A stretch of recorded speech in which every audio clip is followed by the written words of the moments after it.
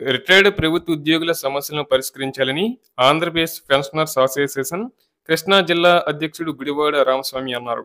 ఈ సందర్భంగా ఆయన మాట్లాడుతూ కేంద్ర ప్రభుత్వం ఫైనాన్స్ బిల్లుతో పాటు ప్రవేశపెట్టిన పెన్షన్ వాలిడేషన్ అమౌంట్మెంట్ బిల్లును రద్దు చేయాలన్నారు. పెన్షనర్లకు చాలా అన్యాయం జరుగుతుందన్నారు. ప్రస్తుతం 3 డిఏలు పెండింగ్ లో ఉన్నాయని, 4వ డిఏ కూడా చెల్లించాల్సిన సమయం వచ్చినప్పటికీ ఇంతవరకు ఒక్క డిఏ కూడా చెల్లించలేదన్నారు. ఇక 12వ పిఆర్సీ కమిషన్ ను వెంటనే అమలు చేయాలన్నారు. అలాగే రైల్వే, విమాన ప్రయాణాల్లో సీనియర్ సిటిజన్స్ రాయితీని పునరుద్ధరించాలన్నారు. రిటైర్డ్ ప్రభుత్వ ఉద్యోగులకు కంప్రెహెన్సివ్ హెల్త్ ఇన్సూరెన్స్ స్కీమ్ ను అమలు చేయాలన్నారు.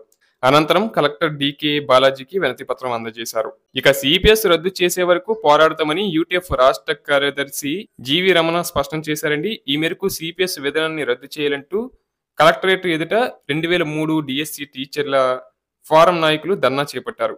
ఈ ధర్నాకు అపాస్, ఎస్టీయు, టిఎన్యుఎస్ తదితర సంఘాలు మద్దతిచ్చాయి. ఆయన మాట్లాడుతూ సిపిఎస్ అమలు తేదీ కంటే ముందే వెలువడిన నోటిఫికేషన్లో ఉద్యోగాలకు ఎంపికై ఇతర కారణాలతో ఆలస్యంగా ఉద్యోగాల్లో చేరి సిపిఎస్ పరిధిలోకి వచ్చిన టీచర్లకు న్యాయం చేయాలన్నారు. కేంద్ర ప్రభుత్వ ఉత్తర్వులను కూటమి ప్రభుత్వం తప్పనిసరిగా అమలు చేయాలని డిమాండ్ చేశారు.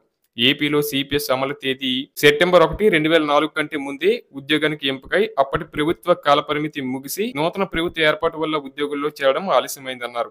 ఈ సమస్య వల్ల రాష్ట్ర వ్యాప్తంగా దాదాపు 11,000 మంది టీచర్లు, ఉద్యోగులు సంబంధం లేని నోటిఫికేషన్లో పేర్కొనని సిపిఎస్ విధానంలోకి బలవంతంగా నెట్టబట్టారని ఆరోపించారు. న్యాయం జరగకపోతే ఆగస్టు నుంచి పోరాటాలను ఉధృతం చేస్తామని హెచ్చరించారు.